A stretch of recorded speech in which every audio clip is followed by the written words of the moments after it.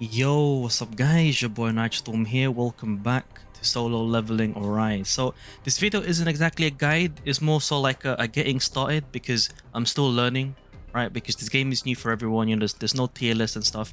This is more so just to ensure that your progression is smoother and, you know, hopefully you don't get stuck as much as I did. So the first thing is when you finish your reroll, you're going to have weapons to use.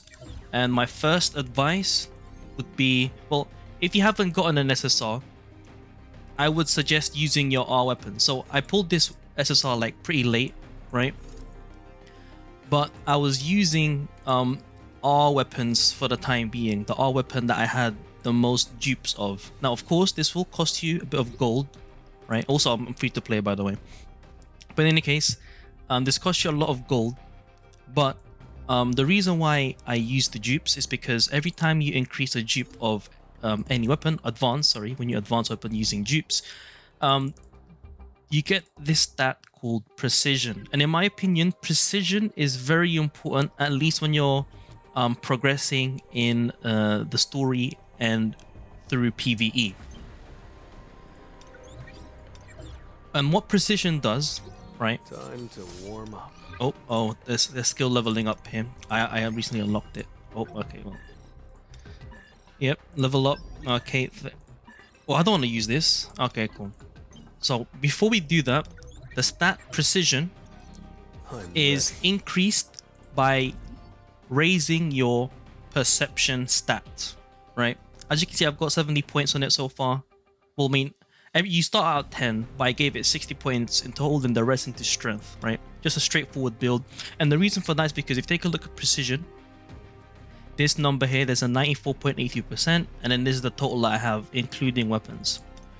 And what it does is that it increases depending on the target's level to increase the minimum amount of damage done when attacking. So essentially, I feel like keeping this on the 90% will ensure that the damage that you're dealing is worth it, because I feel like if you keep going all in into strength, if your precision is pretty low, then I feel like the attack isn't really going to benefit that much unless your precision is pretty good, in my opinion. Now, you do have crit rate and crit damage, but it's very early in the game, right? When you raise your agility stat, it's very early in the game, and I don't think you have the stats for it right now. Same with intelligence and the cooldown reduction. The amount of stats you require is a lot, and as you can see, 120 only gives you 0.29%, which is very diminishing in returns. But yeah, this is just for progression. It's not end game, it's just progression. I feel like just have a balance between attack and precision, and then having dupes on your weapons will definitely help with the precision stat. And then if you have dupes on your SSR weapon, that is like massive, because only one dupe gets you to 2000 precision, which will alleviate the requirement of you adding precision stat to your character, to your main character Jong-In. And then same deal with the hunters. Again, raise your R weapons first, and then skip straight to SSR, because each SSR character has their own SSR weapon, and then just like slowly work towards those, because the precision stat I feel like is very useful, at least when you're progressing in the game. And then for Jong-In, once you unlock 2 weapons, I think having, Let's try. well, if you have 2 SSR weapons, you can probably alleviate the need for an R weapon with precision, because SSRs give, you know, the most stats, right? And then that's pretty much about it for the first part. Okay, up next is your pulls. So you're going to be getting these tickets doing your story, and the main question really is, who do you put in your rate up list? In my opinion, right, the popular rate up is a pretty good start, right? But I think eventually, you want to have a very diverse roster with different elements, I guess, for later on in the game, just in preparation. But I think if you want to start off with someone, honestly, you can choose any of them, to be honest. But later on, there is a quest that will require you to use 2 dark supports.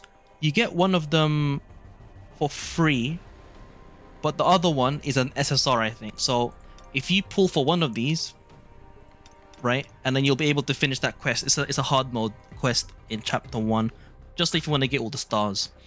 Now for the actual weapons, you can take a look at each of them, like if you go to rate info.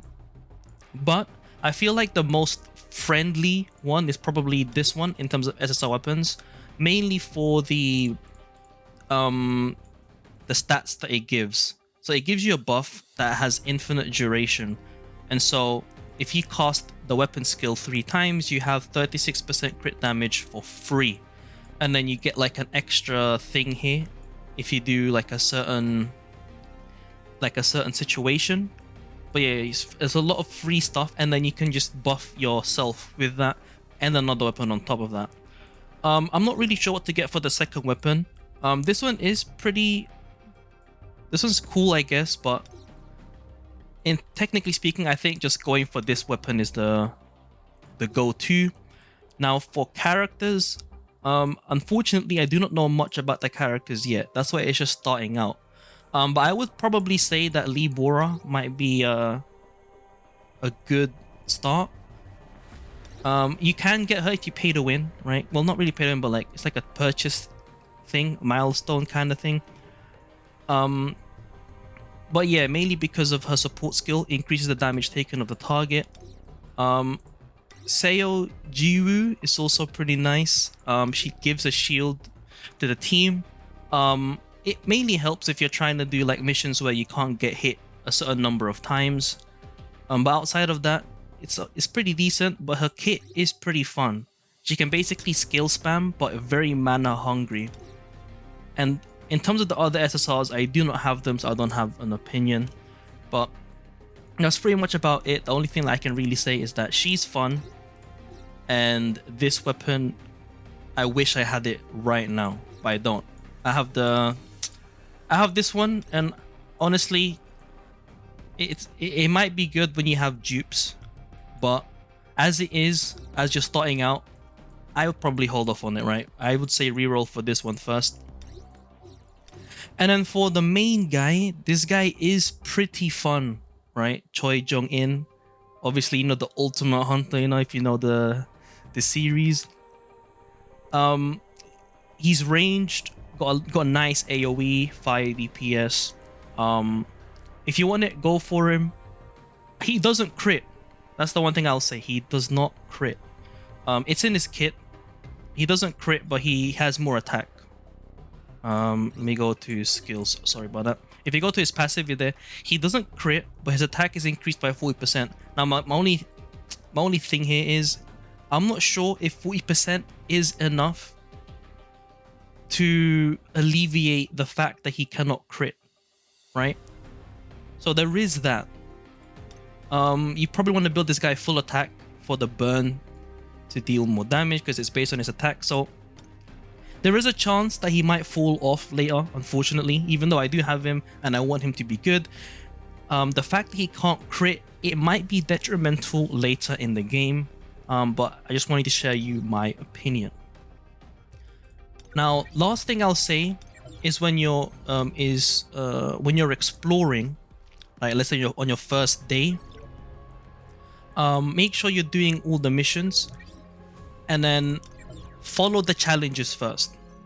Follow the challenges because it's not retroactive for some of the missions. So for example, let's say in here, you needed to clear a gate in chapter 2. Well, clearing a gate in chapter 2 will not count towards chapter 3. That's why when you're playing the game, follow the chapters.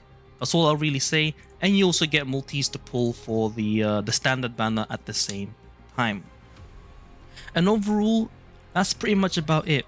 For those that wanted to skip the video and saw the timestamp and are now in the TLDR section, well, here's the TLDR. For weapons, I would, in my opinion, skip upgrading your SR weapons. Even if you don't have SSR weapons, I would start with raising your R weapons that have dupes for the precision stat. Same goes for your hunter weapons. Now for the stats that you give Song Jinwoo, you know, our boy, our main character, raise your perception stat enough to have your precision around the 90%, and then the rest go to strength.